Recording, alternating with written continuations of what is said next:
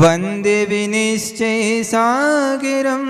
वन्दे विनिश्चयसागरं वन्दे विनिश्चयसागरं वन्दे विनिश्चयसागरं वन्दे विनिश्चयसागरं वन्दे विनिश्चयसागरं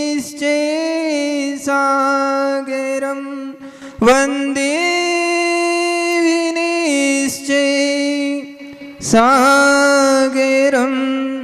जय बोली 1000 श्री आदिनाथ भगवान की।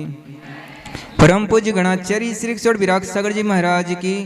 परम पूज्य वाक्य श्री शरणाचार्य श्री 108 विनिश्चय सागर जी महाराज की।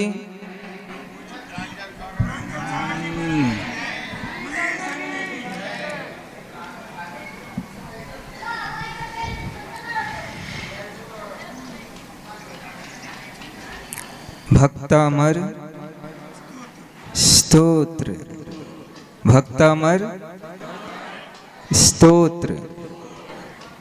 भक्तांबर होता है कि भक्तामर होता है? रविंद्र मस्त इधर आना पास में।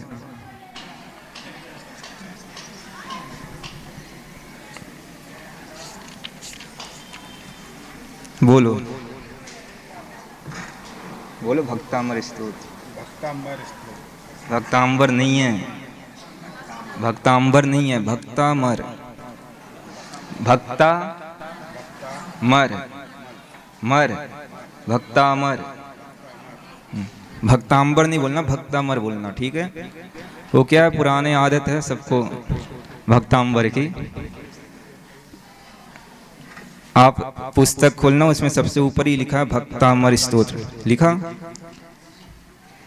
भक्तांबर तो नहीं लिखा ना, भक्तामर लिखा। और स्तोत्र नहीं है, स्तोत्र। क्या लिखा? स्तोत्र। आचार्य मानतुंग स्वामी द्वारा रचित वसंत तिलका छंद में है, संस्कृत भाषा में है। 48 छंद है इसमें, और सभी के सभी छंद वसंत तिलका में है। प्रत्येक छंद में 4 चरण होते हैं। चरण में 14 अक्षर, 21 मात्राएं होती है, और छंद के 7 अंग होते हैं। संख्या, चरण, संख्या, वर्ण, क्रम, गति, यति, गुरु, लघु, तुक। गण 8 होते हैं, यगण, मगण, तगण, रगण, जगण, भगण, नगण और सगण। इसमें से वसंत तिलका छंद में जो है 4 गण होते हैं, तगण, भगण, 2 जगण और 2 गुरु। यहाँ पर अपन ने 31 काव्य देख लिया था, है ना? 31 तक हो गया, 32 होना है। तो एक बार जो आप लोग 26 नंबर से साथ में पढ़ेंगे, मेरे साथ ही बोलेंगे सब।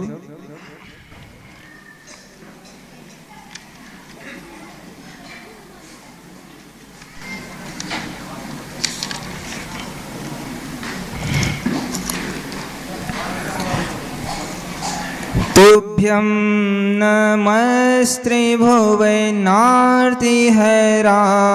नाथे। तुभ्यं नमः क्षितितलामलभूषणाय। तुभ्यं नमः श्रीजगत परमेश्वराय।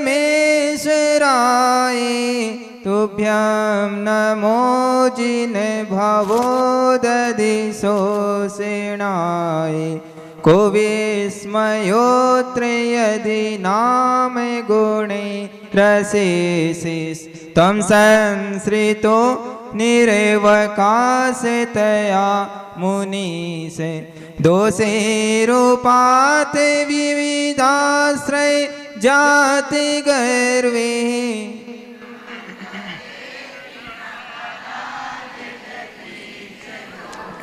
उच्चैरशोकतरु संसृत मुन्मयूखे। मा भाति रूपममलं भवतो नितान्तं। स्पष्टोल्लसत्किरणमस्तितमोवितानं बिम्बं रविरिव पयोदरे पार्श्ववर्ति सिंहासने मणिमयूखशिखाविचित्रे विभ्राजते तव वपुः कनिकावदातं बिम्बं वियद्विलसदंसुलतावितानं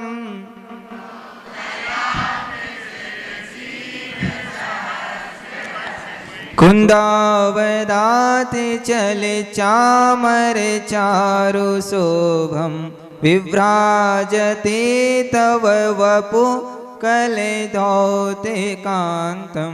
उद्यच्छ साङ्कशुचि निर्झर वारिधारे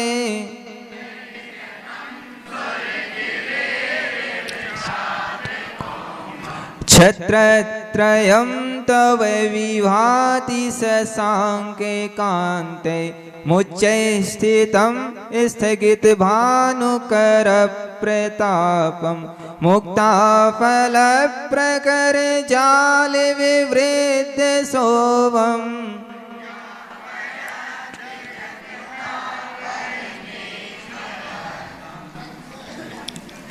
32 नंबर देखेंगे।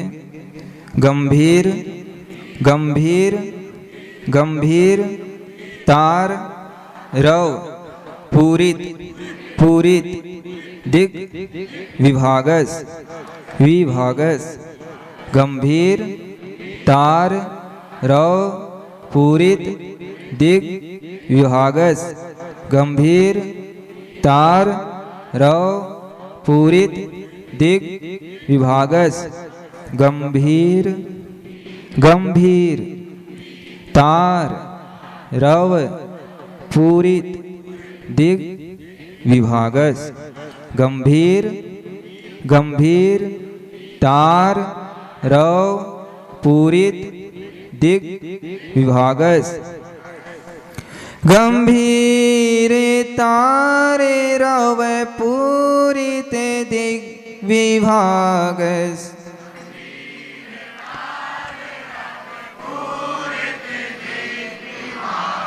गंभीर तारे रव पूरित दिग विभागस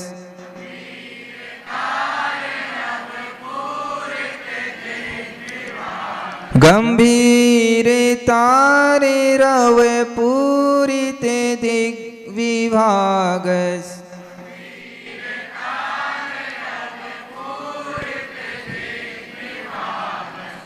त्रैलोक्य त्रैलोक्य त्रैलोक्य लोक शुभ संगम भूति दक्ष भूति दक्ष त्रैलोक्य लोक शुभ संगम भूति दक्ष त्रैलोक्य लोक शुभ संगम विभूति भूति दक्ष त्रैलोक्य लोक शुभ संगम भूति दक्ष त्रैलोक्य लोक शुभ संगम भूति दक्ष त्रैलोक्य लोक शुभ संगम भूति दक्ष है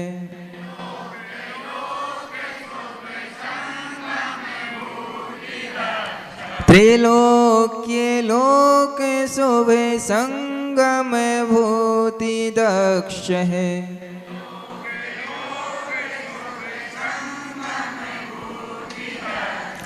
गंभीर तारे रव पूरित दिग विभागस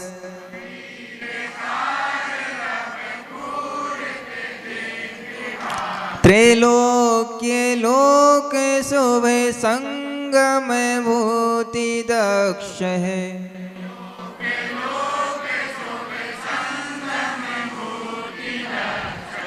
सद धर्म सद्धर्म राज, सद्धर्म राज, सद्धर्म राज।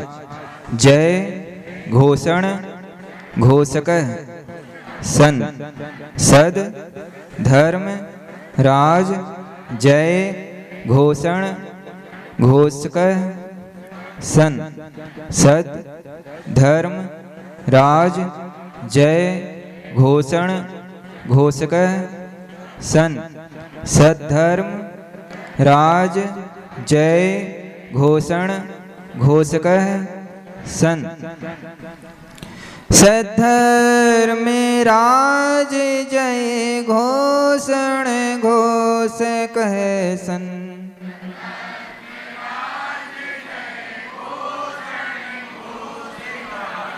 सद्धर्म राज जय घोषण घोषकः सन।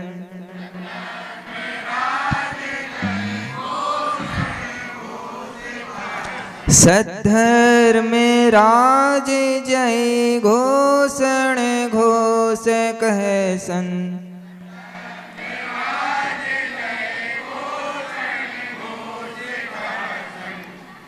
खे दुंदुभी, आधा र तक बोलना, दुंदुभीर। खे दुंदुभीर धवनति, धवनति। ते यस सह, यस सह प्रवादी।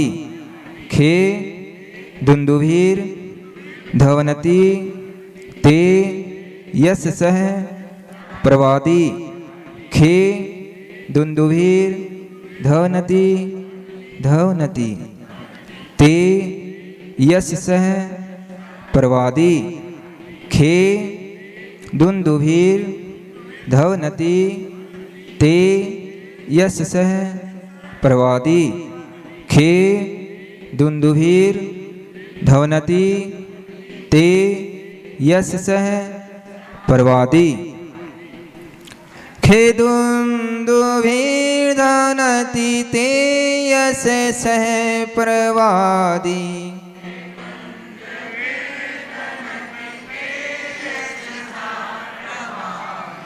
खे दुंदुभीर धवनति ते यस सह प्रवादी।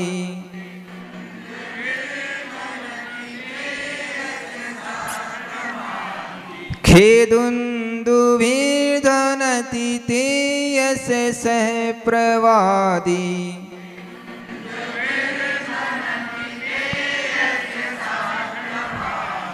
गंभीर तारे रव पूरित दिक विभाग।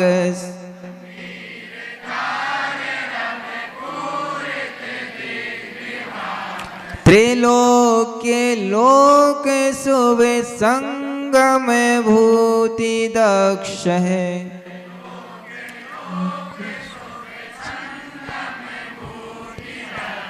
सद्धर्म राज जय घोषण घोषकः सन।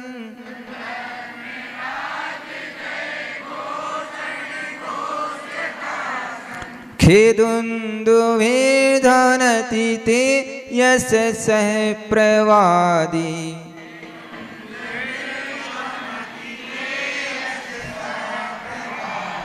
बोलिए सभी कोई।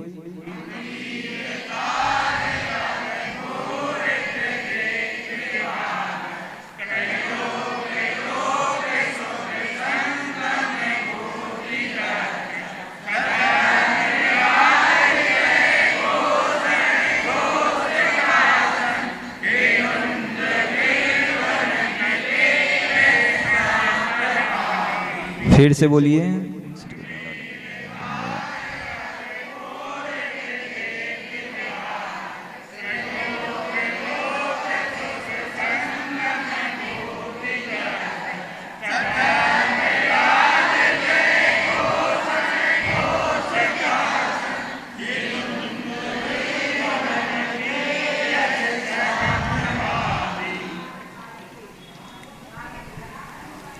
अट्ठाईस नंबर में अशोक वृक्ष को देखा था, 29 में सिंहासन, 30 में चंवर और 31 में छत्र।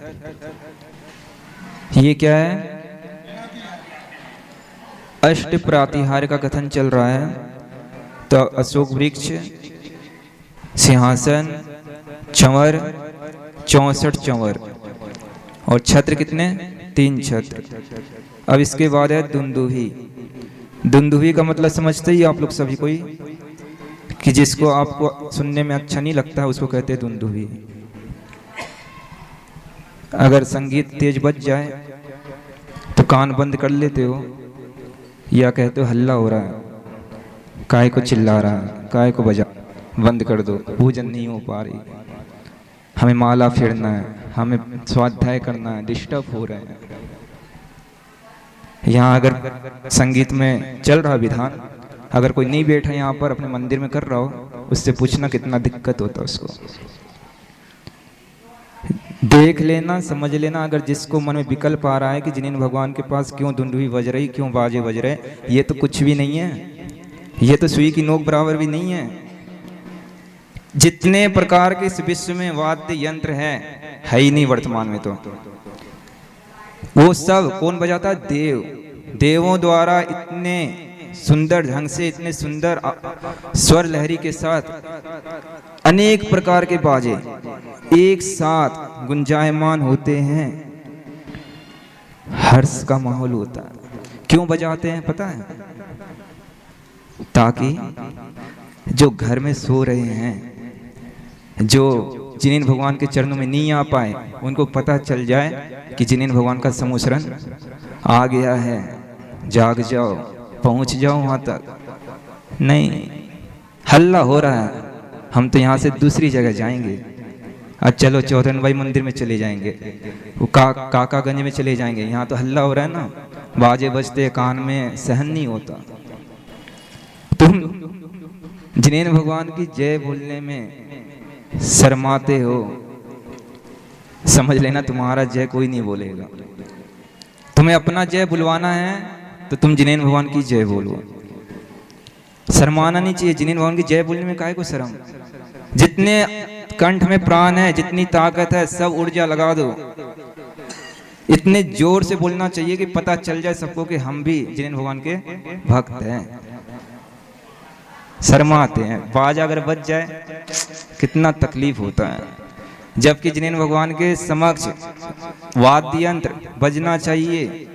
वो घंटा बजाते अभिषेक के समय काहे को बजाते हैं? इसी का तो प्रतीक है वो भी, कि पता चल जाए लोगों को कि अभिषेक हो रहा है, जो सो रहे हैं, इधर उधर भटक रहे हैं, सब आ जाएं। आप तो जितने प्रकार के इस विश्व में उपलब्ध है सब इकट्ठा कर लो, सब ले आओ इस मंदिर में और सब एक साथ बजाओ, पूरे सागर में आवाज चली जाए, इतनी बजना चाहिए। वो सुबह से वो सुनाई देता आपको कुछ? काय को बजाते वो लोग? अपने धर्म से तो लिए हैं, उनकी तो अभी तक चल रही परंपरा, अपनी डिस्टर्ब होता पढ़ाई, लोग विरोध करते हैं, लेकिन उनका कोई नहीं करता विरोध। आचार्य श्री हमारे समक्ष में आ गए हैं, तो ये 32 नंबर का अब यहाँ पर दुंदुभी के बारे में था। आचार्य गुरुदेव श्री विनिश्चय सागर जी महाराज की। विनिश्चय सागर का भेष बनाया, महावीर धरा पर आया। विनिश्चय सागर का भेष बनाया, महावीर धरा पर आया, महावीर धरा पर आया। विनिश्चय सागर का भेष बनाया, महावीर धरा पर आया। विनिश्चय सागर का भेष बनाया, महावीर धरा पर आया। बोलो आचार्य गुरुदेव श्री विनिश्चय सागर जी महाराज की। पूज्य आचार्य संघ मंच पर मंचासीन हो चुके हैं, हम सभी उनके श्री चरणों में नमन करेंगे। हे गुरुदेव, आपके श्री चरणों में वारंबार नमोस्तु नमोस्तु नमोस्तु। बैठ कीजिए, अपना स्थान ग्रहण करें। आइए हम सभी गणधर परमेष्ठी के रूप में विराजमान आचार्य गुरुदेव श्री विनिश्चय सागर जी महाराज के श्री चरणों में हम सभी नमन करते हैं और उनके श्री चरण नमन करते हुए निवेदन करते हैं कि परम पूज्य हम सभी को अपनी अमृतमयी वाणी का रसास्वादन कराने की कृपा करें। परम पूज्य आचार्य गुरुदेव श्री विनिश्चय सागर जी महाराज, चलो आचार्य गुरुदेव श्री विनिश्चय सागर जी महाराज की। आप लोग की जयकार से लग रहा है कि आप लोगों को थकान हो रही है, भूख लग रही है। चलो आचार्य गुरुदेव श्री विनिश्चय सागर जी महाराज की, बोलो आचार्य गुरुदेव श्री विनिश्चय सागर जी महाराज की।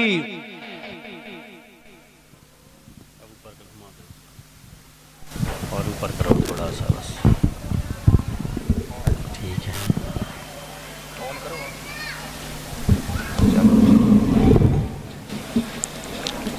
ओम नमः सिद्धेव्याय। नेमिनाथ भगवान दिलड़ भी तो गए थे ना।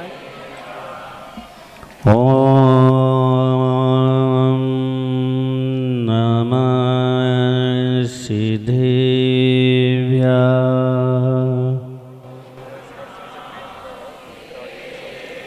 ओम नमः सिद्धेव्याय।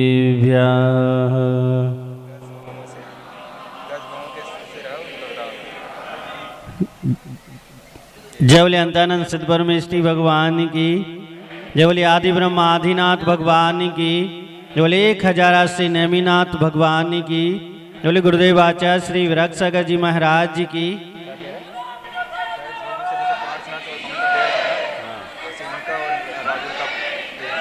प्रेम था, प्रेम।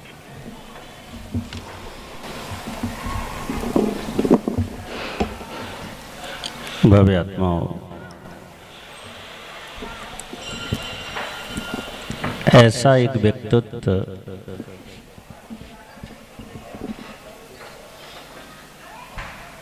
जो ग्रस्त जीवन के संपूर्ण कर्तव्यों का निर्वाह किया हुआ। जब जरासंध ने चढ़ाई कर दी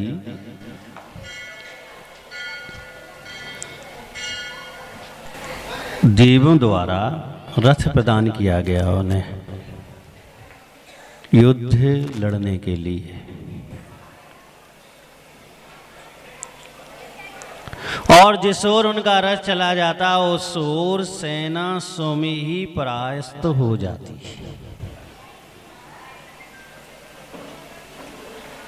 अतुल बल जिनकी भुजाओं में है, जिन्हें कोई अस्त्र शस्त्र हानि नहीं पहुंचा सकता।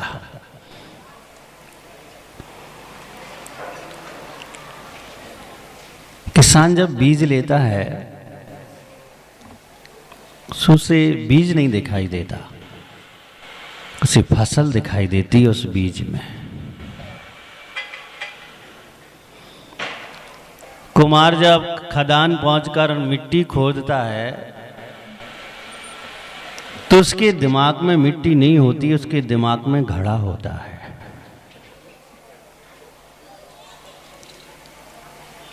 वह नेमी कुमार युद्ध भूमि में हैं, युद्ध लड़ रहे हैं, लेकिन उनके दिमाग में जो भी सैनिक सामने आ जाता वो उसकी भक्तता को देखते, वह विचार करते कि अगर ये पर्यायों से मुक्त हो जाए तो ये परमात्म स्वरूप है। विचार करते हो।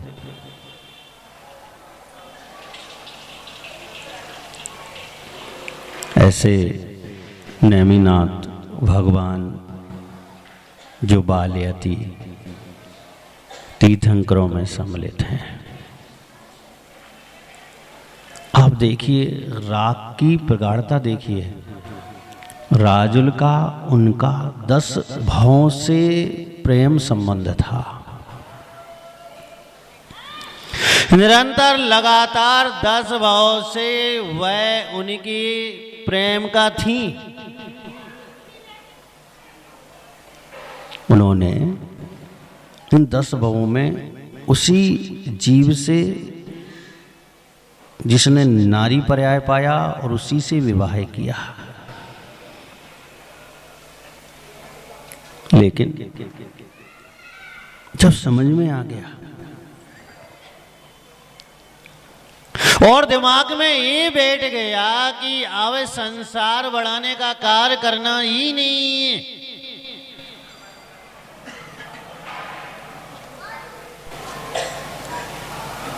भाई के चचेरे भाई के षड्यंत्र में तो फंस गए, चक्रव्यूह में तो फंस गए।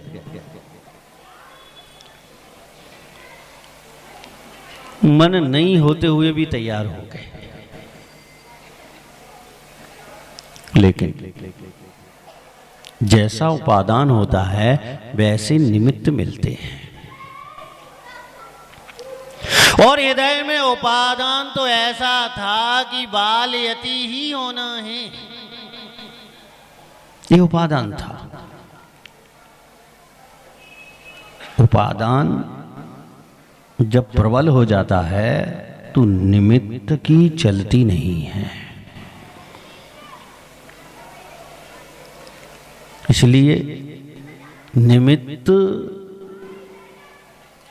संपूर्ण रूप से महत्वपूर्ण नहीं है। महत्वपूर्ण तो है, संपूर्ण रूप से नहीं है। हजारों कुमार इकट्ठे कर लिए जाएं, हजारों चाक इकट्ठे कर लिए जाएं, हजारों चीवर इकट्ठे कर लिए जाएं और मिट्टी ना हो,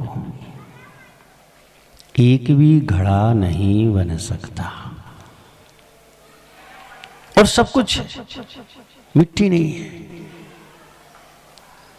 क्योंकि घड़ा बनने की उपादान शक्ति जो है वह मिट्टी में ही पाई जाती है।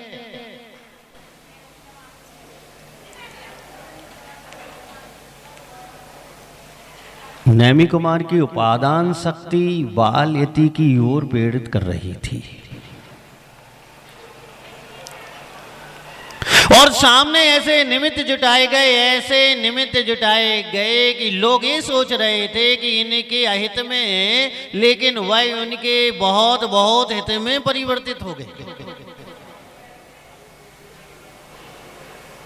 कभी कभी क्या होता है, व्यक्ति सोचता है कि इस काम में इसे हानि पहुंचा देंगे तो इसे दुख होगा, लेकिन उस कार्य की हानि से उस व्यक्ति को बहुत लाभ हो जाते हैं। तुम मुझे गाली दो, मुझे बहुत लाभ होगा। कैसे होगा? तुम मुझे गाली दोगे, मैं तुम्हें क्षमा करूंगा, मुझे बहुत लाभ होगा।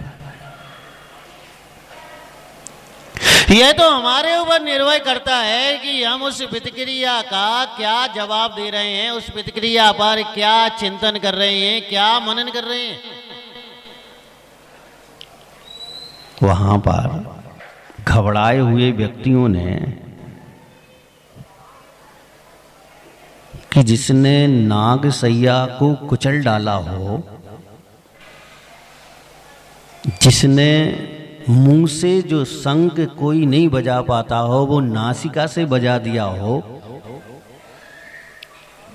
जिस चक्र को धारण करने के लिए उस व्यक्तित्व को परिश्रम करना पड़ता हो, उसने पैर की छिंगली पर उसे धारण कर लिया हो, जिस धनुष को दूसरे उठा नहीं सकते हैं उसे पैरों से चला दिया हो। बहुत आश्चर्यकारी था।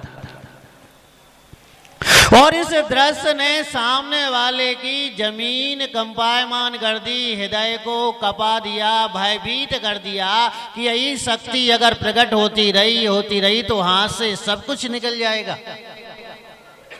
क्या निकल जाएगा? राज्य निकल जाएगा। तो वो सोच रहे हैं कि ऐसे उपाय किए जाएं, ऐसे उपाय किए जाएं कि इन्हें वैराग आ जाए,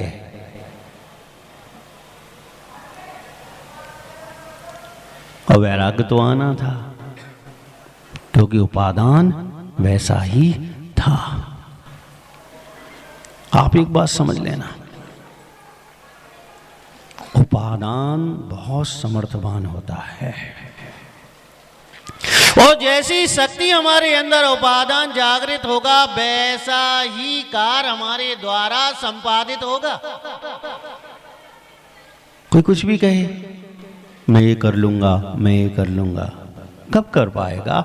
जब वैसा उपादान होगा तब कर पाएगा। पत्थर को बिल्कुल बारीक पीस दो, कुम्हार के हाथ में दे दो, मिट्टी जैसा हुआ है गला ले, लेकिन घड़ा नहीं बना सकता हुआ है, उसमें शक्ति ही नहीं है घड़ा बनने की। और जिसके पास जो योग्यता है, जो शक्ति है, जो उपादानता है, वह प्रकट होगी तो उपलब्धि होना ही होना है। लोग हताश हो जाते हैं, निराश हो जाते हैं, हमने बहुत परिश्रम किया लेकिन सफलता नहीं मिली। क्यों नहीं मिली? क्योंकि तुम्हारा उपादान उस कार्य की सिद्धि योग्य नहीं था। उस कार्य की ओर जब सिद्धि योग नहीं था तो अब आपका परिश्रम व्यर्थ ही जाना है, क्योंकि उससे सिद्धि नहीं होने वाली है। उपादान है